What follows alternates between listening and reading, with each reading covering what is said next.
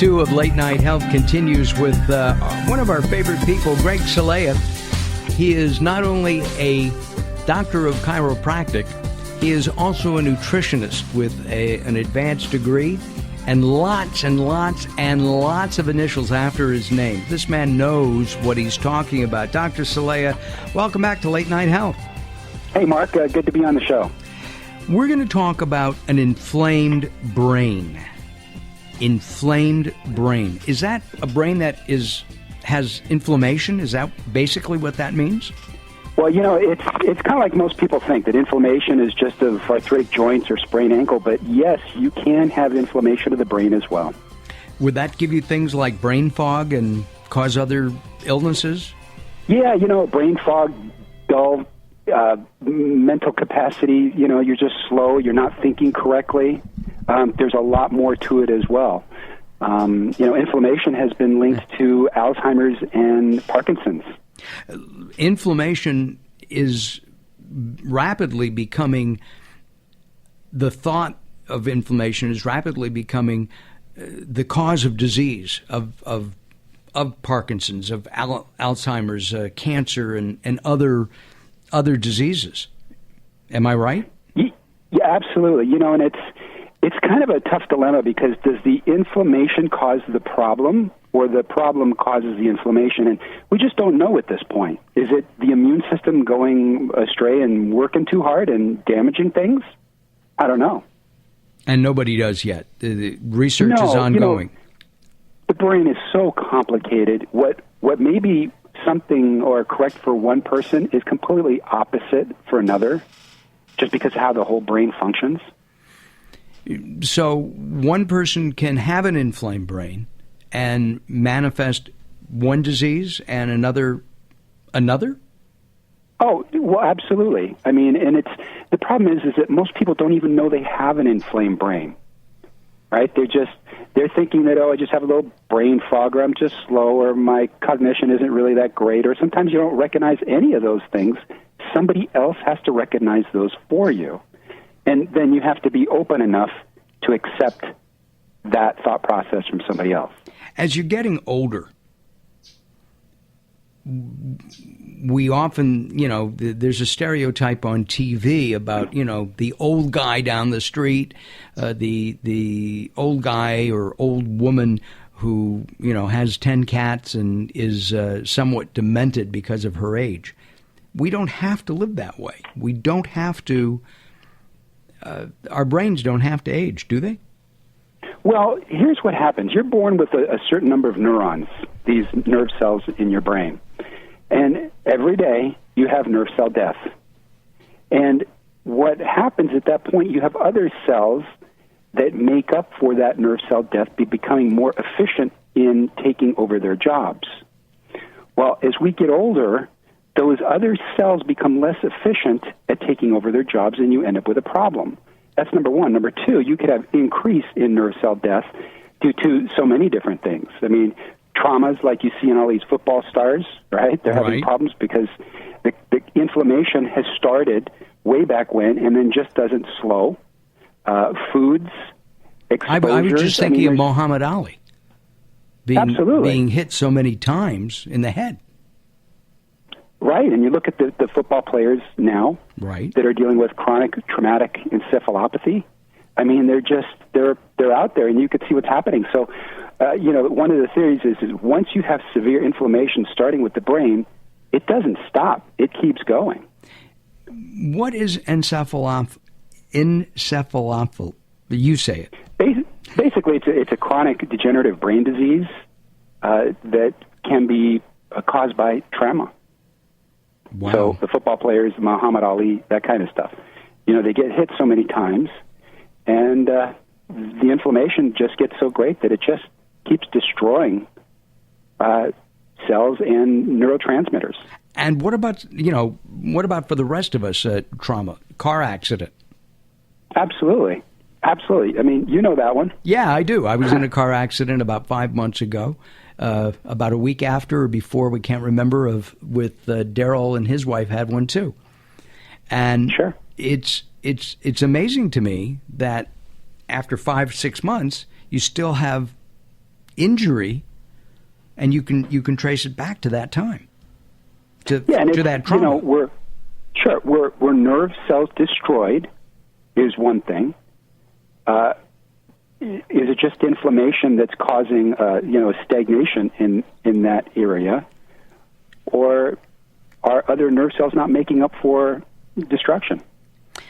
Our guest is Dr. Greg Celaya. We are talking about the inflamed brain, inflammation of the brain. As Dr. Celaya has just said, we all know about inflammation of like a wrist or an elbow, a knee, the back, but other organs, including the brain, can show inflammation. Now, if you go in as a scientist, can a scientist go in and examine a brain to see if it is indeed inflamed? Well, you can do that, with animals, if so be it. Right. Number two, autopsy. They can evaluate. It's kind of hard to actually determine exactly if there's inflammation of the brain because you kind of have to get there. You can't go in and examine it. Got it. No, and you're seeing a lot of the research is done on rat and mouse models because it's an easier thing to understand. And you don't have to offer a human. While I don't like animal research, I guess it's being done. And as long as it's done... It's being done, and what else do you do? I don't know the answer. I mean, I feel bad either way. What are you going to do? Exactly. On the other hand, I don't like rats or mice anyway, so... yeah. Right. As you know, I'm even afraid of spiders, so... What are you going to do? I guess you treat the inflamed brain by symptoms like depression. Sure.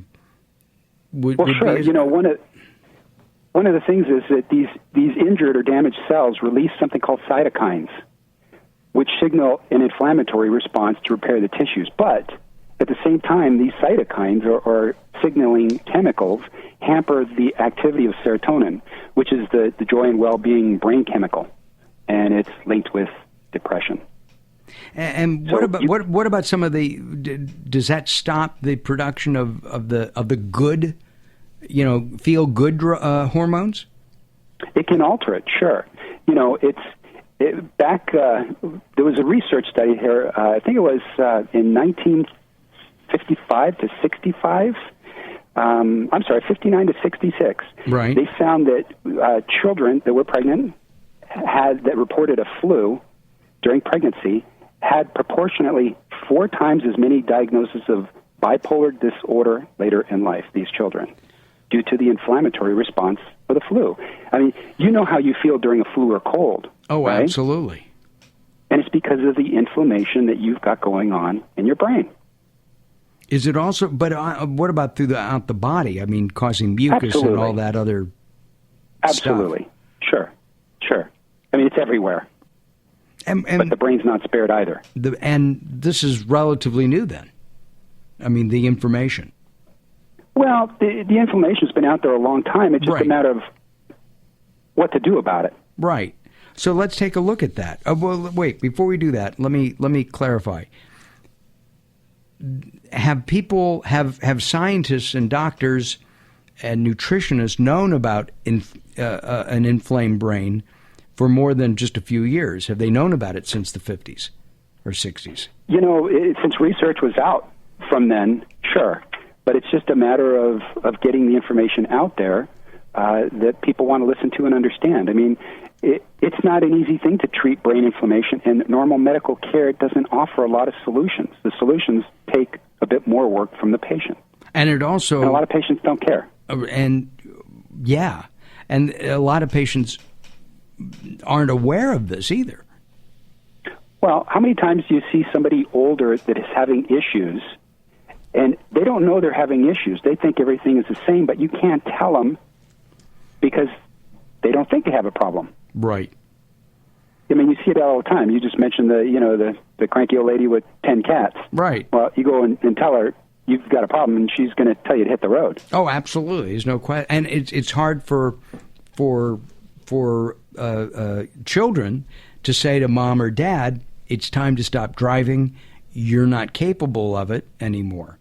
cognitively Absolutely. or physically. It was Sure. it was one of the hardest things I've ever done in my life is taking away my mother's car. Yeah. Very yeah. difficult. So you understand. Oh, absolutely. What about, we talked about depression. Autism is climbing. Could this be due to inflammation of the brain? Oh, absolutely. There's been research, and they're looking into it, and there is inflammatory issues. Now, is it the inflammatory issues that cause the Alzheimer's? I'm sorry, the autism, or is it autism that just has a byproduct of inflammation? Wow. And there's some other things that we can talk about when we come back. Finding out if you're sensitive to gluten, and some taking flavonoids and balancing hormones. And I'm getting all this information from Dr. Greg Celaya's weekly blog, and we'll give you that information. How do people read your blog, Dr. Celaya?